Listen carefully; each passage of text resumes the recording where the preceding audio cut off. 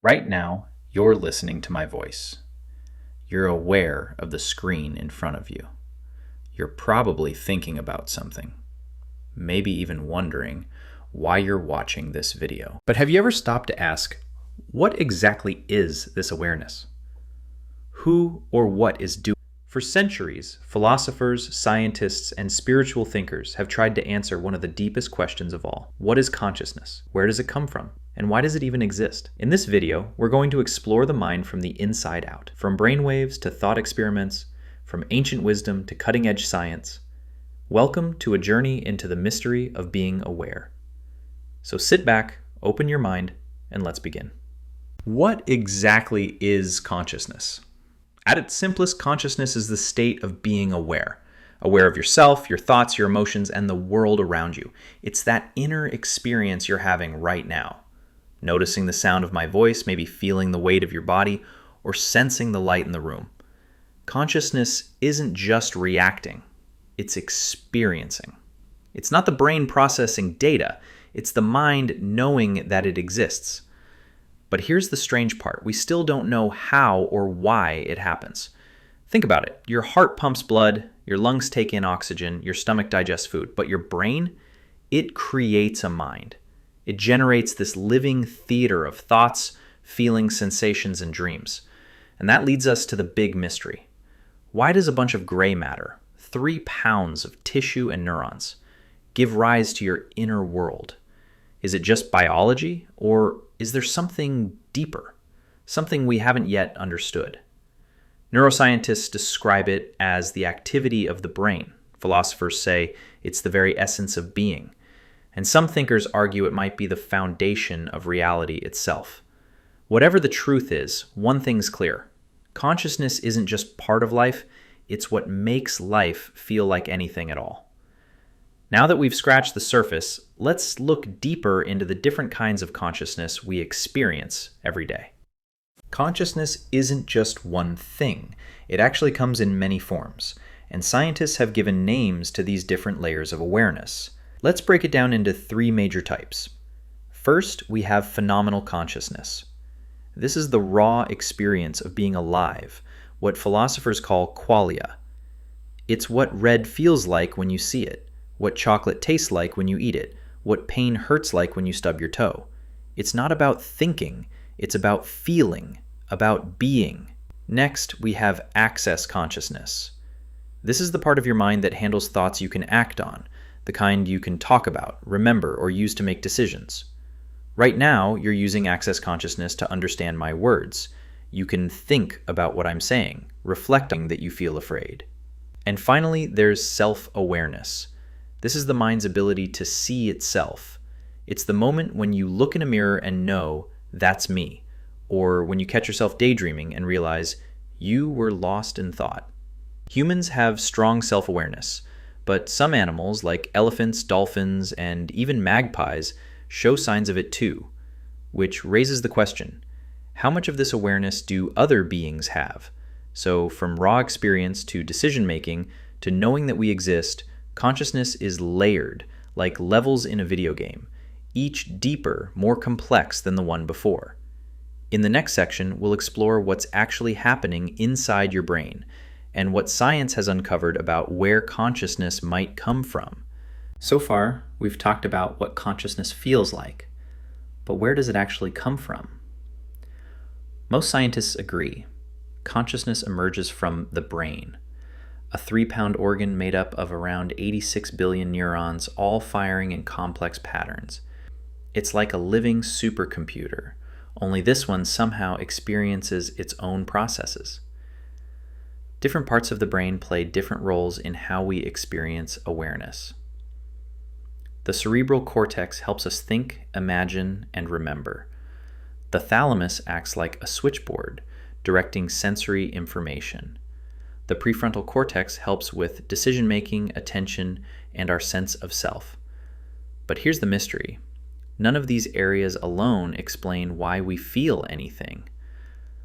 That's where modern neuroscience comes in, with 2 leading theories trying to explain how consciousness emerges.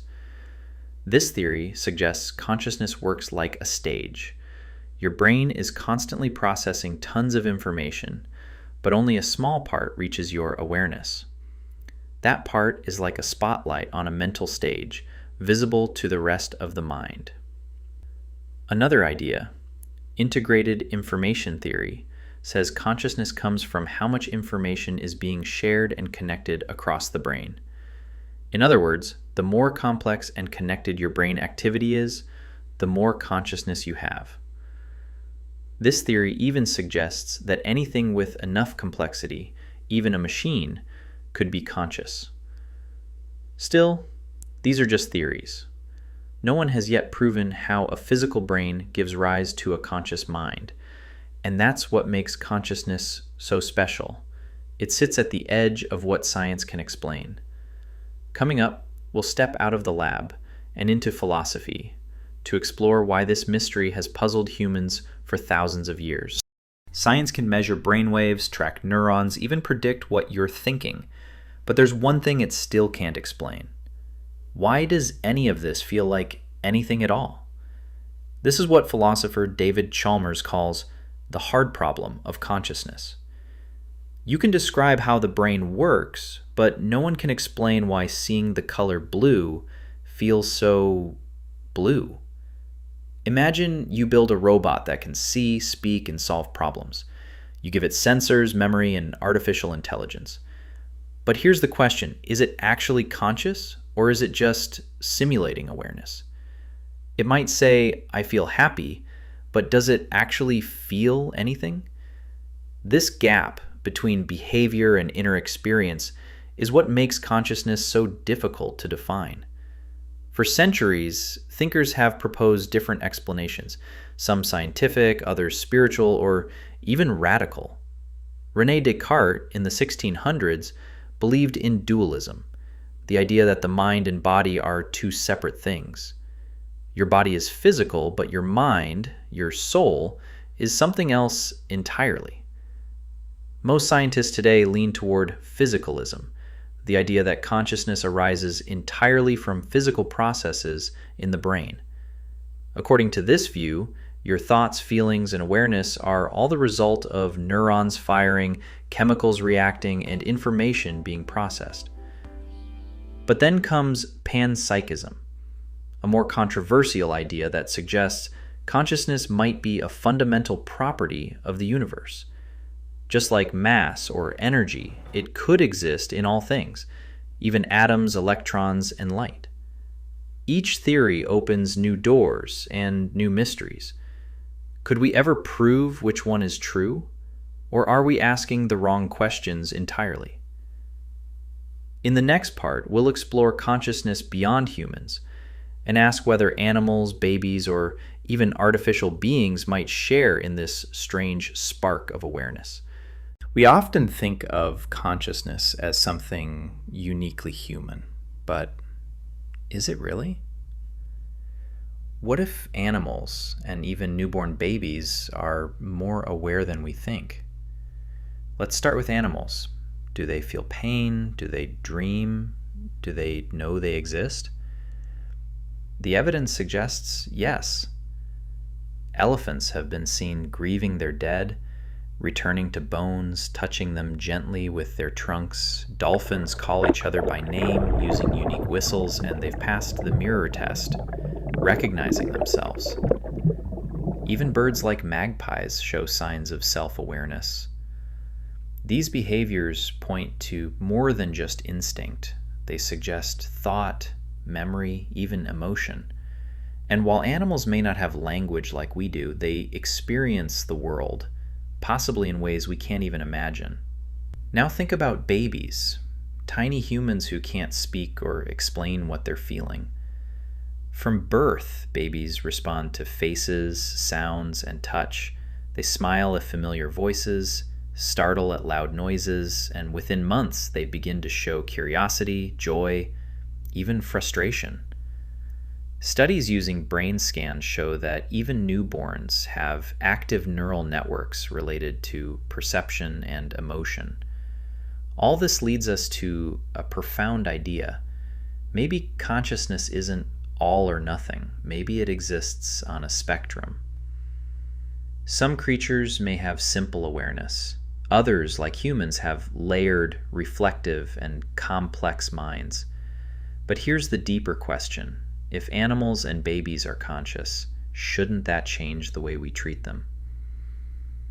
In the next section, we'll enter the world of artificial minds and ask, could a machine ever become truly conscious? Imagine this: a machine that talks like a human, learns like a human, even thinks like a human. With today's rapid advances in artificial intelligence, we're getting closer to creating machines that can mimic consciousness. But can they actually become conscious? Right now, artificial intelligence, like the one powering voice assistants or even generating deepfake videos, can simulate intelligence. But is that the same as being aware? AI can process language, detect faces, even hold conversations. But it doesn't have feelings. It doesn't experience what it's doing. Philosopher John Searle challenged the idea of machine consciousness with a famous example: the Chinese room. Imagine a person inside a room following instructions to match Chinese symbols, even though they don't understand Chinese. They can give the right answers, but they have no idea what any of it means. This, Searle argued, is what AI does: manipulate symbols without understanding. It may appear conscious, but it's just running code. Now let's go a step further. What if we could upload a human mind into a machine? Some futurists believe that one day we'll be able to scan the human brain, every memory, every neuron, and recreate it inside a computer. But even then, would that digital copy be you, or just a simulation that thinks it's you? Until we understand how consciousness actually works, we may never know if machines can truly wake up, or if they're just very good at pretending. But one thing is clear: as technology grows smarter, the line between biology and machine is getting thinner. Next, we return to biology and explore how our own consciousness can shift, stretch, and expand in unexpected ways. Consciousness isn't a fixed state. It stretches. It bends. Sometimes, it even disappears. There are moments when we drift away from normal awareness into what scientists call altered states of consciousness.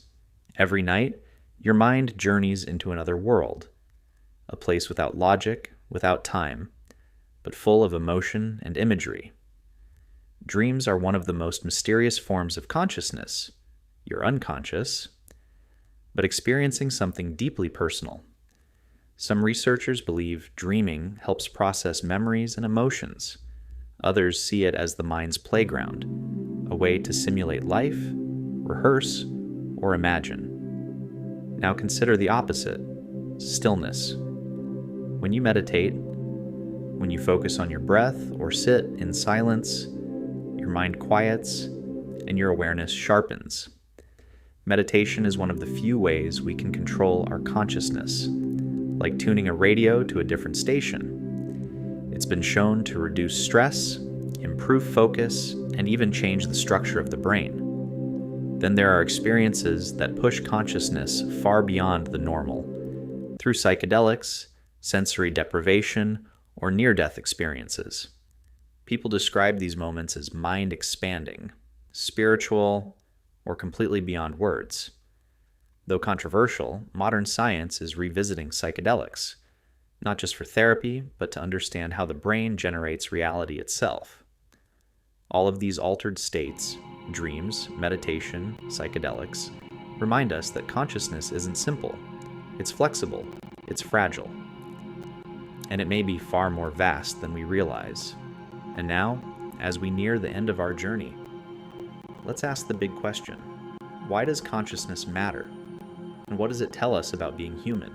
After all the science, the philosophy, the theories and debates, we come back to one simple truth. Consciousness is what makes life feel like anything at all.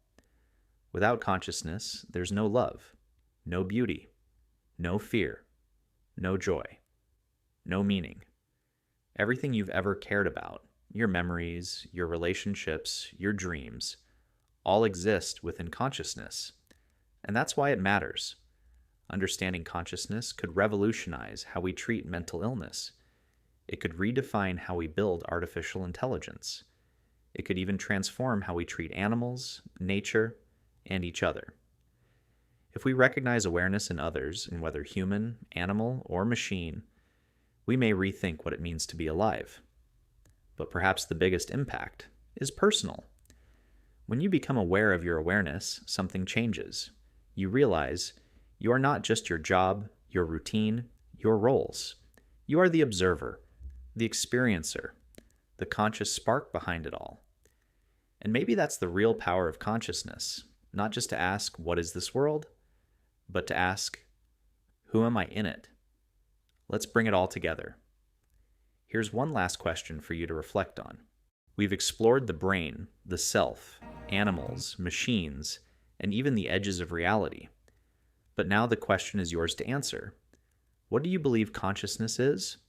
A biological process? A cosmic force? Or something we haven't even begun to understand? Let us know your thoughts in the comments. I read everyone. Make sure to like, subscribe, and share this video with someone curious, because the more minds we bring into this conversation, the closer we get to understanding it. Thanks for watching, and remember, stay aware, stay curious,